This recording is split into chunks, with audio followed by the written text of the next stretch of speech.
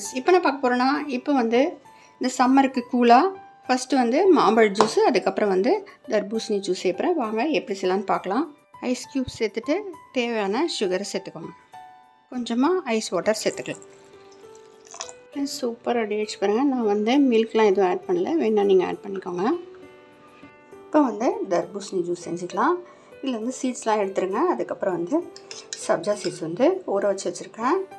அதுக்கப்புறம் வந்து நன்னாரி சர்பத்து இதோட ஆட் பண்ணிக்கலாம்.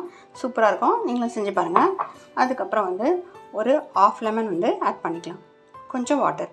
தர்பூசணியை ஜாரில் சேர்த்துட்டு ஒரு 1/4 கப்பு வந்து நன்னாரி சர்பத்தை இதில் சேர்த்துக்கலாம். இதில் சுகர் வேணுன்னா நீங்கள் ஆட் பண்ணிக்கோங்க. இதில் வந்து ஹனி சேர்த்துக்கிறேன். ஒரு ½ லெமன் சேர்த்துக்கலாம். சப்ஜா சீட்ஸ் சேர்த்துக்கிறேன். சூப்பராக அருமையாக ரெடி ஆகிடுச்சு. நீங்களும் நம்ம ட்ரை பண்ணி பாருங்கள். பிடிச்சி லைக் பண்ணுங்கள், சப்ஸ்கிரைப் பண்ணுங்கள் ஃப்ரெண்ட்ஸ். சூப்பராக இருக்குது ஃப்ரெண்ட்ஸ். இந்த மாதிரி வாட்டர்மெலன் ஜூஸு ட்ரை பண்ணி பாருங்கள். நன்னாரி சர்பத்தோடு சேர்த்து சூப்பராக இருக்கும். இந்த சம்மருக்கு சூப்பராக அருமையாக ரெடி ஆகிடுச்சு. பிடிச்சி லைக் பண்ணுங்கள், சப்ஸ்கிரைப் பண்ணுங்கள் ஃப்ரெண்ட்ஸ். தேங்க்யூ.